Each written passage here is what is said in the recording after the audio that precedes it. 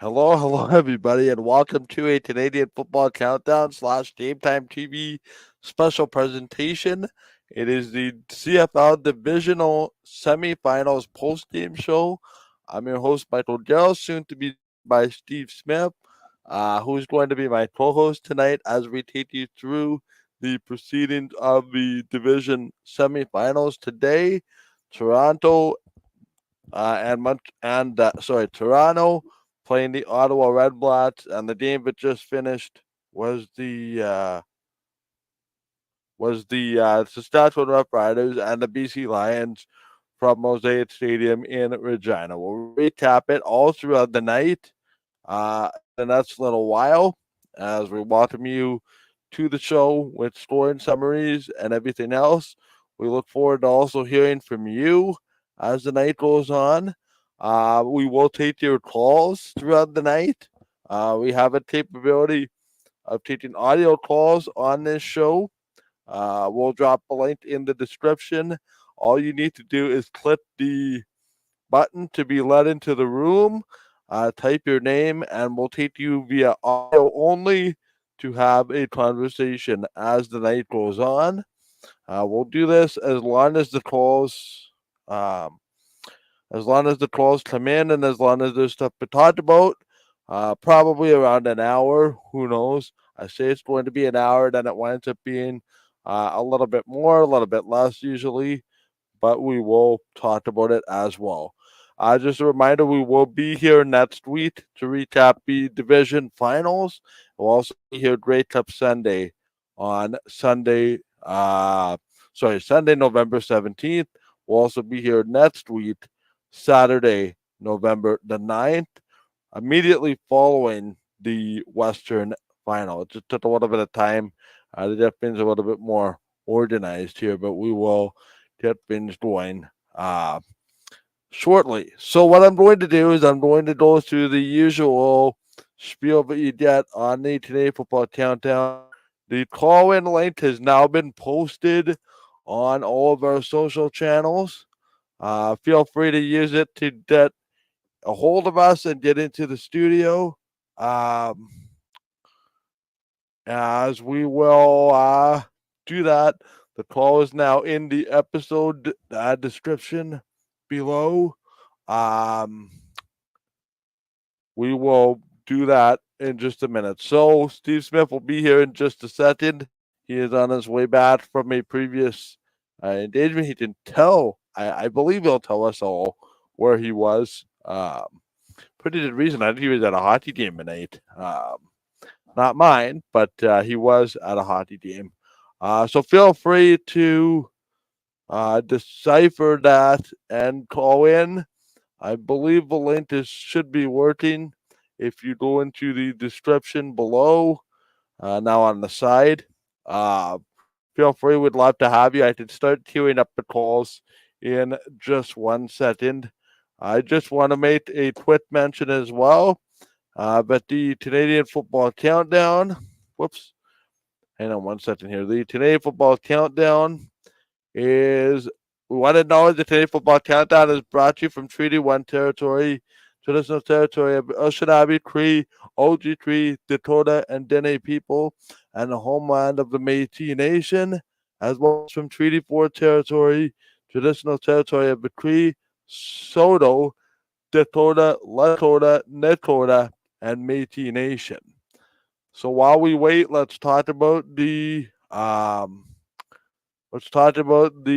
games that were. Started with the Eastern semifinal. Sorry, I'm just doing with a couple things here on the go, as it would normally be for co-hosted by myself, but it's been done before. The Eastern semifinal saw the Toronto Argonauts start slow, but end strong with a 50-38 victory. And the scoreboard as follows on the game summary. 9:21 of the first quarter, Louise Ward opened the scoring, hitting a 16-yard field goal, makes it 3-0. Ottawa, we did a touchdown later in the first quarter to make it 2-0. Braywin Addison with a 4-yard touchdown pass from Drew Brown at 2:22, makes it 10-0. Argos, before the end of the quarter, would respond with a 44-yard field goal. Liram Halawahu would make it 10-3 before quarter's end, as that would be 10-3 going to the second quarter.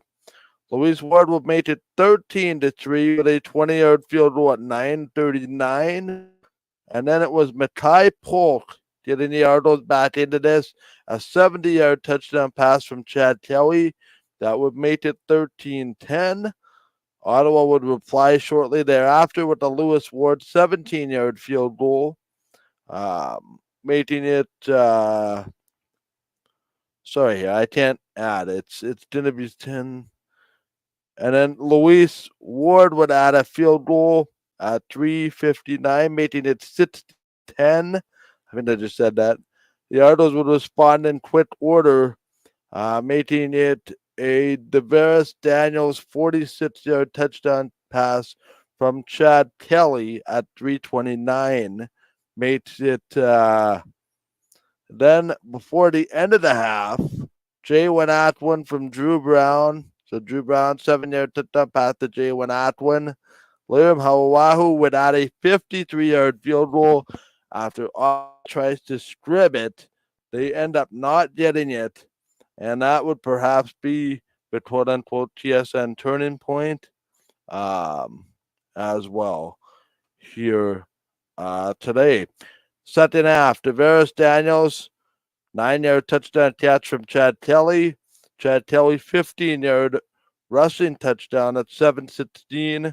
Lewis Ward, 42-yard field goal was all your third scoring is Steve Smith has arrived. Steve, I see you. I'm just going to finish off the scoring summary here. Fourth quarter, it would be Harslow with a 13-yard touchdown pass from Chad Kelly. Ottawa would get a 1-yard touchdown run at 8:16 from Dustin Crum.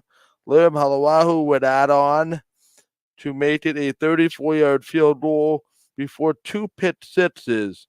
Wenton McManus and Frank, two lengthy pit sixes to turn the game. Ottawa would get one touchdown to make the game respectable, but it is a it is still a 58-38 final score. 2-point convert failed with under a minute left. That is all she wrote. Bringing in my co-host for the evening. Hello, Steve Smith. Hello. Yes, I left the Pistons game a bit early. They were up 6-3. They were trailing, but Paul pulled the goaltender. Kicked the guys into high gear, and came home a bit early so I could catch on here with you. So it's good. This is neat. Perfect. Yeah, we just started. I just finished saying that you were out somewhere. I believe you had told me you were at the Pistons game. I was at the Pistons game. I hadn't been to a Pistons game all year. My son wanted to go to a game, and if it was Game 7 in the World Series, I would have stayed home. But I didn't have to cross that bridge. The Bombers were not playing in Winnipeg, so it felt like the right time to do it. You know, you work all day. We were at his hockey this morning at 8 a.m., so it's been a full day. Been a full day. Listen, I appreciate you joining me.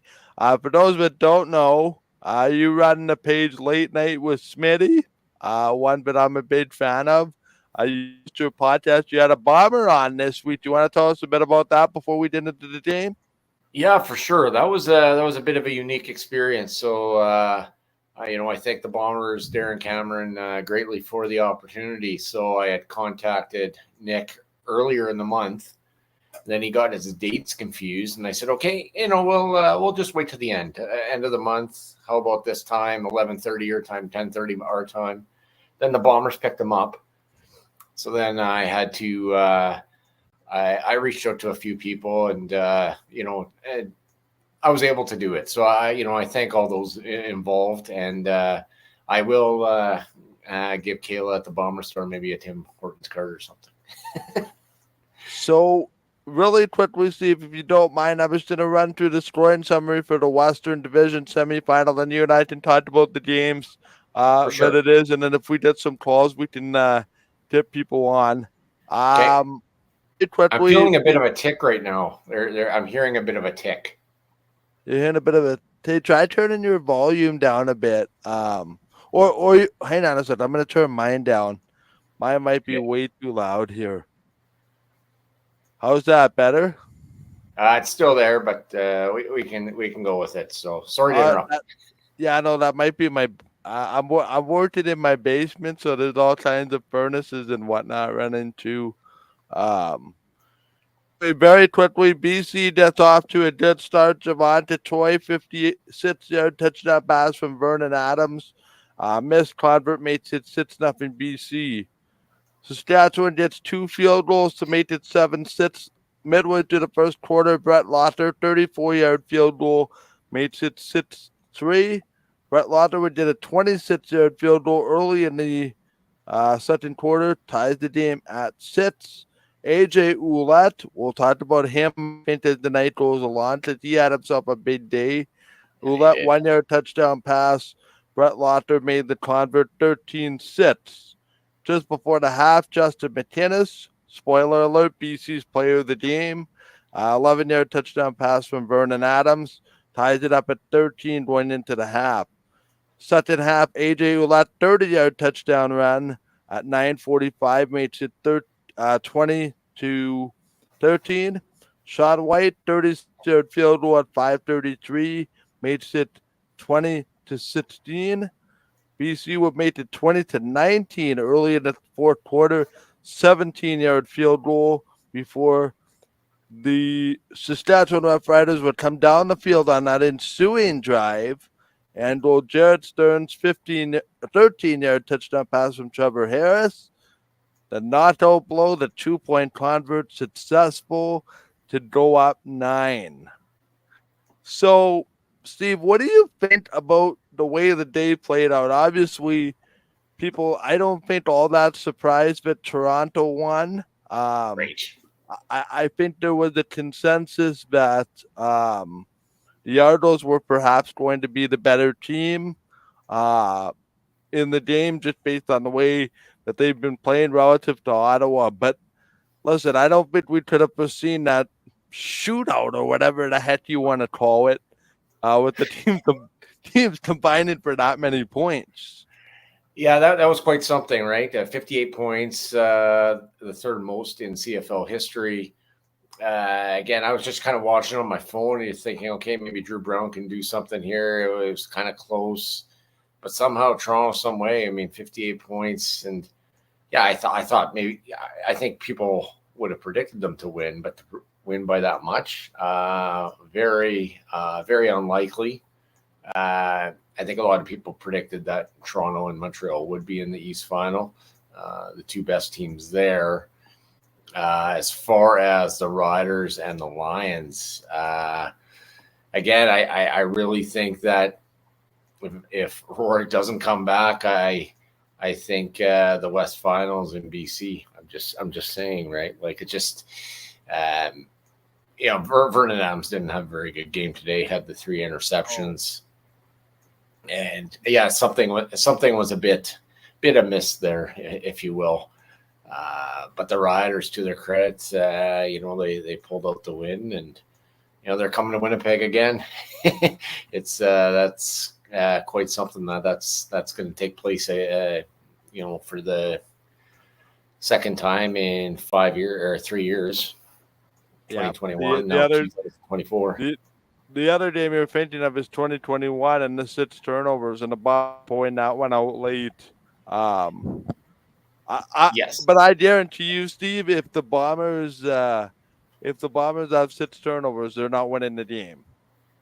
No, they are not. Now you're a bit too quiet. But anyhow, so yes, I will be posting a picture of myself at my workplace on Friday morning with turnovers. I already talked to the owner here in town at Bake World. I said I'll come see you on Friday morning on the 8th of November and buy my turnovers. For those that don't know, that is something that Steve likes to do, poke some fun. Uh, Yes. you know, Steve, a lot of people they mistake you for a serious person, but you also have a silly side to you, which comes out every now and again, which is why, you know, I've appreciated your page because you can be serious when the moment calls for it, can also be silly i- in light when the moment requires a little bit of silliness. Well, that's exactly it, right? Like at the end of the day, the drought for the Bombers is over. I don't have to carry the burden of 01. Uh, that is done. Well, still, that would have been nice, but let's have some fun. That's all. That's what it comes down to. I mean, I'm more in than I've ever been. I just bought my fourth season ticket this week, so there was a bit of a price increase, but you know what? It's worth the money. So yeah, that's just my next question. You'll be there next week then? I will be. I was a bit concerned with one of my kids' volleyball tournaments, but that'll finish early on Saturday afternoons. May even be able to watch a bit of the playoffs in the East Final, and then we'll head into Winnipeg there and do the tailgate, and let's go. So what did you learn today, if anything, from what you saw? What I learned today is that football. As soon as you think you know everything, you know nothing.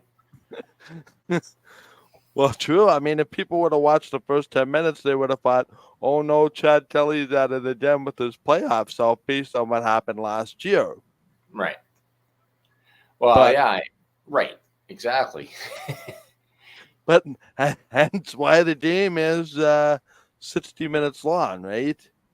It's totally true. And I really thought BC was going to win as well, but Yeah, no, it's just fascinating to me that AJ Ouellette had a good run there. Establishing that run game and that sort of thing from what I saw in the highlights, because I was at the Pistons game there. But it's just home field does make a difference, even if they didn't sell out the game as well, right? So, uh, I'm still trying to recover even from last weekend, honestly. I mean, but this is about the post game of these games. But we'll get to that in a minute, but I'm just wondering, do you have a comment on where BC goes from here? Like I was talking to, members of the Canadian Football Countdown co-host group that I have, and Ryan in particular, just where BC goes from here. yeah, I think it's a foregone conclusion that Vernon Adams played his last game in BC, and I think it's Nathan Ward's team going forward. But there's no chance Red Campbell loses his job, is there? yeah, that's a tough one. I mean, if you're gonna fire him, then who do you replace him with, right? Yeah. Like that's fine if you want to fire him, but who's next, right? Like, would it be a Richie Hall? I don't know. It's just is Craig Dickinson going to go in there and do something? I'm not exactly sure that's the answer, but it is Nathan Rorick's team going forward, just based on the money they've paid him. Now, where Vernon Adams lands up, maybe Calgary. I don't think Winnipeg right now, although there are some that think that he should, but there's no way Collaros retires in the year that the Bombers are hosting the Grey Cup. I'm just going to say that. But BC is an absolute mess, and this has to be a complete and utter disappointment considering they're hosting the Grey Cup this year. Yeah, it's very interesting. Mm-hmm. Really quickly here, Steve, today I have a couple things that I want to run past you, Yeah. and that is Roddy Ambrosi. Now we kind of touched on this on the drive home show, me and Ryan, but I wanted to get your thoughts kind of on where the CFL goes in a post-Randy Ambrosie era? Well, that's a great question, right? I think everybody kind of looks for the perfect, the quote unquote perfect person to come in and fill those shoes, and uh, everybody wants CFL expansion. They want to put all their faith in one guy. A lot of people don't like Ambrosio, but I mean, I'm not exactly sure where all the quote hate comes from, right? Or the dislike. But I still think this league still needs still needs leadership and direction. I mean, you're looking at Saskatchewan that even sell out a playoff game on a Saturday afternoon on a time change weekend. Yes. You don't turn your clocks back in Saskatchewan unless somebody came up from out of province. But like on a Saturday afternoon at 4:30 local time, that's a bit disheartening, honestly. It's a gate-driven league, right? So, is the crowd to you disappointing? Are the crowds disappointing, or the crowd? Yeah. Was the crowd today in Regina with the half-empty upper deck? Like, should that be a cause for concern? I think a bit, yeah, definitely. Because they said, okay, we're switching the playoff games from Sunday to Saturday so we don't compete with the NFL. But yet, if this game, the World Series Game 7, could have been on this day, again, a bit of a staggered start. And so I'm just saying, right? And I've gone to the point in my life with the NFL. I got the NFL Network. I don't need to watch all the games. I watch my Chiefs, and then everything else is kind of gravy. How in the world that game is not being sold out in Saskatchewan when it's the only show in town? Mm-hmm. I mean, the Pats are next door. You got the Moose Jaw Warriors, just championships. I grew up there for 4 years of my life, so I remember it in a certain context and a certain environment. Yeah. For it not to be like that, like when I was in Labor Day, yeah, it was sold out. But the only reason it was sold out is because there were lots of Bomber fans there. Mm-hmm. So that makes it a bit of a concern, considering they are a flagship franchise. And they were a playoff team from where they were last year and 2 years ago. So it's like, why is nobody supporting this? Yeah, it's or let me correct myself. Why are very few people hopping on the bandwagon? Well, I think there's a few issues. There's a few things to that. I mean, talk to the SJHL commissioner. I mean, he's out in the Swift Current area, so I mean, all these season ticket holders come from X, Y, and Z. They're not just in Regina, right? Saskatoon, Swift Current. Dare I say, even Lloydminster. So it does take time and commitment. I mean, I talked to season ticket holders at the Labor Day Classic that were from the Saskatoon area. And again, for it just not to be, again, nothing lasts forever. I keep saying that. Right. And you can't rest on your laurels. And this goes to the same thing as with the Jets. Why isn't it being filled? Right. And you just cannot take your fans for granted, even in Saskatchewan. Yeah, that's interesting, right? That is it the travel? Yorkton's 4.5 hours away. Adam, we'll get you on here in just a minute. I know you were at the stadium tonight. You might have some insight into this. Mr. Stewart, how are you? I'm doing okay. And yourself, Mike? Sorry? I'm just kind of right now stuck in a Fort Capel Dairy Queen, so bear with me here about 3 minutes, and I'll just be with you. Just give me a minute. Okay, sounds good. We'll get them wired up properly here. But that being said, Yorkton 4.5 hours each way. I get it. Gas is not cheap. It's, I can remember a day not too far away where we're not that far removed from 69-cent gas, Right. Now we're at $1.50 gas, $1.45 take your pit. I mean, not to put words in your mouth, you drive an hour to and from each game. Yeah. For eight times a year. We'll get Adam on again here shortly as soon as he gives me a thumbs up. Yeah, just give me 1 second here. Sure. But there's a lot of there's a lot of different excuses. Okay, sorry, Adam. I just saw your note there. Yeah, my bad there. Just let me know when you're ready. Oh, okay, you're ready now. Okay, he's ready now. Adam Stewart, I'm just gonna put the camera here. Hey, how are you guys tonight? We're doing good, There we Adam. go. That's a little better.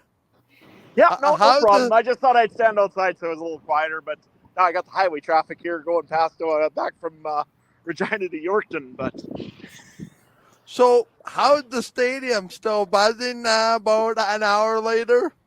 it was we stuck around probably until all the players left the field there, and I would say the whole crowd was still. There was an excitement in the crowd. There's a few nice little chants that I won't repeat because Toronto didn't have very good luck when they did it against Florida. So, yeah, we won't talk about those chants. Can you But maybe the crowd's excited. I mean, like I said, it's the second time only that we've won in the new Mosaic Stadium. I mean, first time was against Calgary in 21. But no, I think they're real excited about it, and I'm sure next week will be a real good game, and I'm excited to see what happens in Winnipeg. Yeah, people can see your pits that have been posted by one of our Facebook page. I'm just wondering, do you have any sort of inkling? Because Steve and I, it's interesting that we had made sort of these opinionated guesses, if you will, about the crowd size today. That seems to be where everybody wants to go, given it's Saskatchewan, given the history.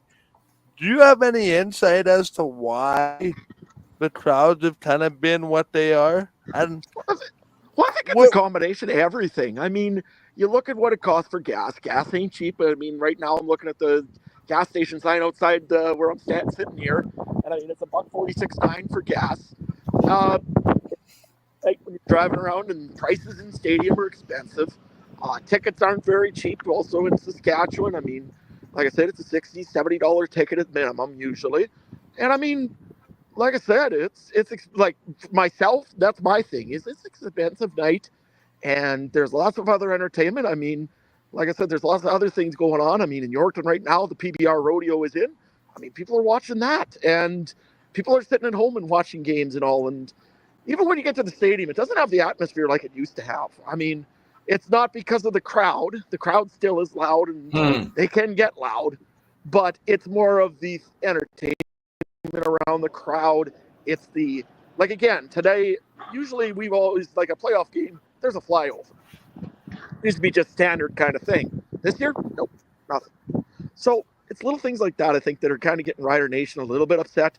And again, lots of expense. This is kind of, again, first little bit of success we've had in playoffs and getting into playoffs. And I think the crowd will return a little bit. But, again, it's cost, I think, is the big one on my side. But I think it's all sorts of factors, probably why people aren't coming. What think of the game itself today? Good game. I think the Riders, AJ Ouellette had a really good game, which they finally got a good game out of Ouellette. Raquel Armstead looked okay. I don't like seeing the shenanigans after the play a lot. And again, Saskatchewan and BC are both responsible for that. I know I seen Armstead almost throw a punch there in one time when he was down. And things like that are going to cost this team eventually if they keep it up. But for right now, the Riders have looked okay. Like I said, I think they did enough to win this game. The defense looked really good. So yeah, I think it was overall a good game for the Rough Riders. Vernon Adams, again, just kind of sometimes making those errant throws when he shouldn't be. And in the end, it hurt him. Do I ask you your confidence level going into next week? Well, I'll tell you what, give me a few days and then I'll tell you. Really no injuries for Saskatchewan, so that helps them going into Winnipeg next week. Yep. I could see, again, the defense of Saskatchewan did not let a lot of yards in the run go through, and they didn't in their first 2 games against Winnipeg. Running game, Brady Oliveira was not the MOP, and he didn't get the MOP nod because of the 3 games in Saskatchewan. Plain and simple, he didn't. And like I said, if Saskatchewan's going to have success, they're going to have to make Kalar start throwing the ball, and Kenny Lawler has to be shut down. If Saskatchewan does that, they've got a very good shot. Trevor Harris is probably playing some of the best football he's played in maybe ever. Yeah. Schaefer Baker looked good today. Sam Emilus looked good. Again, I'm so impressed with Keyshawn Johnson of the Rough Riders right now. He's had these big plays when he needs them. And again, like I said, Adam, that's the thing with Keyshawn Johnson. It's not the number of catches; it's when he makes those catches. Yeah. There was a couple setting down catches that were drive extenders. Really quickly, do you have a question? Nope. You have a question for Adam or Steve? Do I? No. I'm just listening along. Yeah. Okay, I have one more for you, Adam, and we'll let you go to the. I know you did probably on the I'm road. getting back on the road here pretty quick. Yeah. Just last one for me, and that is, if you would have said to me going into this year, the Riders would be in the Western Final. What we know now, and this is the month of June. Is this considered a successful season, regardless what happens next week? No, I would think so. I mean, you have a team now that looks like it's trending upward. This team here, again, you expected good things out of the Rough Riders this year, though, a little bit, because you had AJ Ouellette come in. You had a few pieces that the Riders didn't have before. And you had that optimism with Corey Mace there. So I think no matter what goes on now, it will be considered a success this season. But I think, that being said, I don't think the job's done. And I think this team here very well could go on to definitely giving Winnipeg a serious run for the West Final. Hey, anything can happen, right? 6 turnovers the last time. We talked about it in 2021, so anything can happen. Anyway, safe travels. Look forward to you with the rest of the day on Thursday, and have a good week. Not a problem. Take care. Talk to you. See ya. Yeah, thank you for calling, Adam. Adam Stewart, the co-host of the Today Football Countdown, on his way back from Mosaic Stadium. Yeah, I think he kind of summed up exactly what a lot of Rider Nation is thinking. And Steve, the last time I was on your show, I couldn't help, or maybe it was the last time or the time before that, you and I had talked about entertainment in the stadium, making it an experience in around the stadium. It sounds like to me that was what Adam was alluding to, that the inside the stadium experience needs some work to get the fan base re-engaged, maybe more. Yeah, most definitely. I know as Bomber fans, we go check out Wayne's World, and then coming out, they got the smoke and everything else, and there was a flyover at Labor Day, but you got to keep it up. Like, I remember fireworks going off at the when the Chiefs came out just to do the warm-ups in the middle of the day. I'm like, okay, this is nuts, right? But it's, people want to be entertained. They just don't want to show up for something. They want to show up for the football game and then other things that are happening. And that's they have to kind of turn the tide on that, in my opinion. Yeah, no, it's interesting, for sure. And by the way, this was not to pick on Saskatchewan Rough Rider fans and the crowd. It was just something that I was reading online, was, where is everybody in regards to Regina? So I don't want to keep this too much longer, because it is a little bit late at night and all that, and people want to enjoy their extra hour of sleep, and I'm sure you do too after your day today. It was a long one.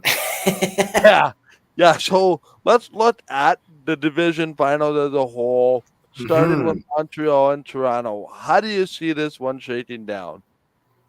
Well, I think if Chad Kelly can still have success in the passing game, I wouldn't surprise me at all if Toronto went into Montreal and beat them. I mean, yeah, Fajardo played the second half or the first half of that game versus Montreal, or versus the Bombers, but it just didn't.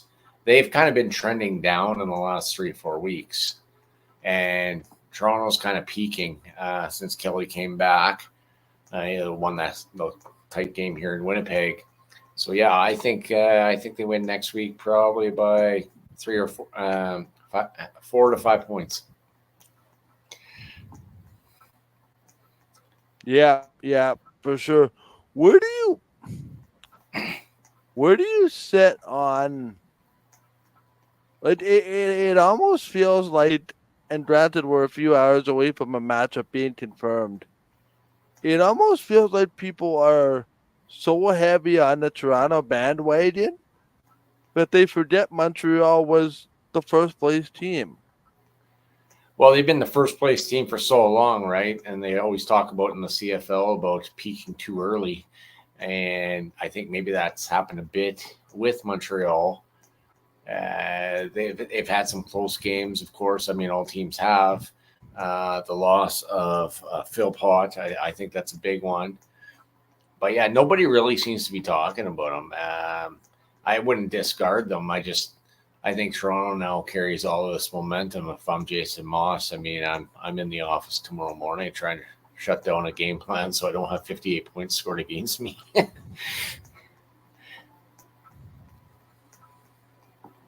Yeah, it's just a matter. It's interesting. Let's quickly talk about the West final. I think it's gonna be. I was saying to my dad, like Labor Day on steroids, except in the opposite building. Yeah. Where do you sit on this matchup? I know we're like an hour and a bit away from, into dissecting this, but this to me almost seems like the perfect matchup out west with two teams playing their best football at the right time. Mm-hmm. No disrespect intended to BC. And I think it's only fitting that it's these two to decide the West.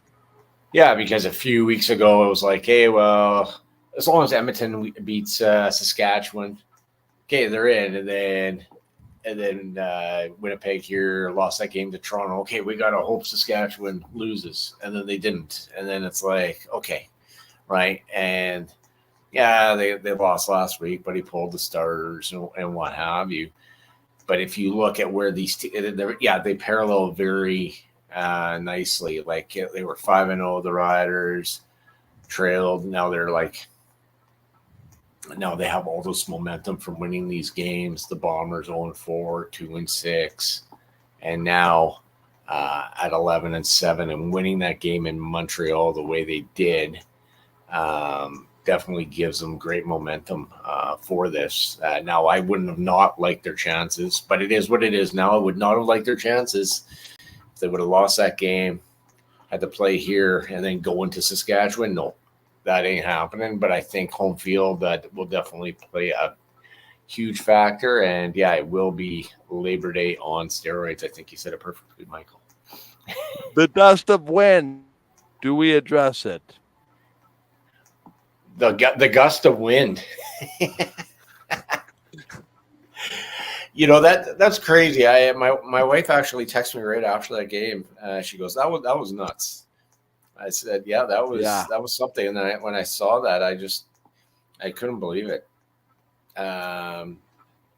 Just stuff you can watch a football game 1,000 times and see stuff you've never seen, and that's what we saw on Saturday. Last Saturday, I mean, Sergio there was praying for another opportunity, and Derek Taylor and Doug Brown were just losing it on the airwaves, and I'm like, oh wow, this is nuts. I may have run around my workstation 2 times, but that's how it goes. Got to do the laps. Yeah, that's the way it goes, right? I mean, like. In football, you get the dust of wind. I mean, how many times do you see in a football game, right? You hope he shanks the ball. You hope this happens, and then that needs to happen. That was like a 1 in a million events lining up to set that whole thing up. Yeah, it sure was. I mean, it's just it's kind of similar. Again, it had nothing to do with Mother Nature, but years ago when the Bombers stumped Montreal in 2007 on the third down, and with Barron Simpson and the crew there, and if they don't stop them, I mean, the game's over, right? So, yeah, just fascinating stuff. And that's what makes the CFL game so great. And it goes back to Nick Taylor's point. He goes, it's so entertaining. Like anything can happen in the final 3 minutes. It's wild. It's good. So good. Last thing, and you know this is coming. You know where I'm going with this, I hope. Do we pull out the receipts from what I said on your show 2 times ago? Do I what? Sorry, you broke up there. Do we pull out the receipts from what I said on your show 2 times ago about what the West Final would be? I'm trying to recall. I remember saying on your show it would be the Bombers and the Riders in Winnipeg. Yeah, yes, you did actually. Yes. I found that to be pretty funny. Just poking fun at you there. Hey, really, no worries. Really quickly, Steve, where can people find your work just as we wrap up? Yeah, so you can find me on Facebook, late night with Smitty. So yeah, you can just give that. You can join the page. It's a public page. You can view the page without even joining it. I try to do 1 show a week. I got 2 this week for sure. Working on a 3rd one. So speaking of Saskatchewan, I got the women's volleyball coach out of Briarcrest coming on Tuesday afternoon. With the time change, we're the same time, so it all works good. So that'll be fun. And then Joey Slattery's coming on Thursday because he was in Cleveland for the Yankees Guardian series. Okay. So I want to talk to him about that. He loves coming on, sharing his thoughts and ideas. And it's there always seems people joining the page, so it's good. Granted, this is a football post-game show, but I'd be remiss if I didn't ask you about our beloved Winnipeg Jets. What are you thinking at 10-1? What I'm thinking at 10-1, this is wild. About a month ago, I had talked to Perfetti and Shifley at the Faith dinner, and you could just tell they were really excited to get the season going. And it's like, I mean, it's a friendly environment. Everybody's talking, and it's just like, okay, like this is nuts. I mean, yeah, there will come a time where they're going to lose 3 or 4 in a row. But you know what? Let's just enjoy the ride. It's good. Let's just enjoy the ride. Life, Steve, is dread. Bombers are in the West Final. Chiefs are undefeated. Jets are on a run. Whatever team Steve cheers for is successful. How do you handle it, man? Well, I mean, almost 20 years ago when I got married, one of the guys at my wedding actually said that the teams Steve cheers for like X amount of games under 500. And I was like, okay. And then he had said something kind of funny that got the crowd laughing. I don't know. I just find terrific symmetry between the Kansas City Chiefs and the Winnipeg Blue Bombers as far as their win-loss record. The Bombers can't, say they've won it. Actually, I lied. They won 2 Grey Cups in a row, 19 and 21. There is this unspoken thing, but the Bomber dynasty is on the line this time around. When it would be 3 times in 5 years. So, well, it would be symmetry to the Chiefs being 3 and 5, and I would dare say the Chiefs should have more, and the Bombers should have more. Right. I was talking to somebody today. I said the Bombers have to win this Grey Cup. Like, there's no other option here. Like, the stakes are high. I know it's a rebuild year, but you're in the position you're in for a reason. Yeah, the only thing that makes me wonder is how do you follow any of this up next year when the pressure is going to be tenfold with everything being in Winnipeg? Well, that's exactly it, and I have thought that so much. But you know what? O'Shea is such a cute. He's such a cool customer. I don't think it really phases them. I think they're just going to deal with it as it comes, and they're just going to embrace the opportunity. And it wouldn't surprise me if they are there. But now we're like, hey, that would be 6 times in a row to the Grey Cup.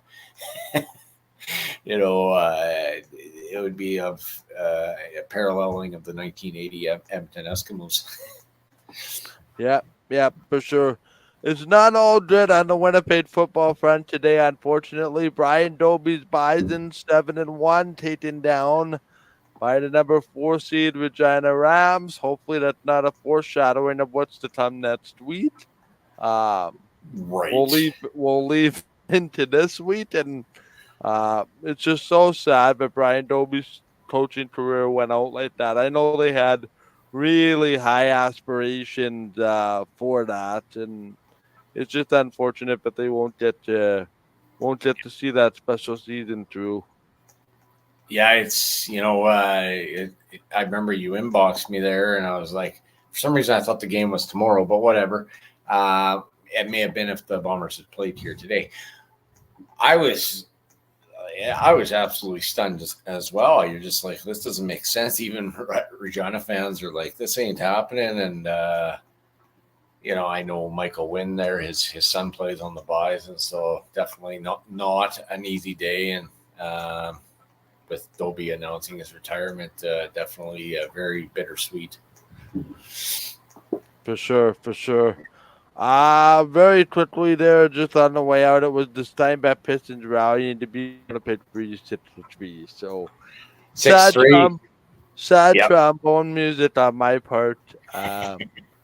Spoiler alert, I worked for the Freeze and the Blues, so it didn't go well for the Blues. They lost 2-0 to the Neverville Nighthawks on home ice. Anyway, thank you, Steve Smith, for joining me. I'll get you to hang on the line just a minute after I disconnect everybody, if that's okay. For sure.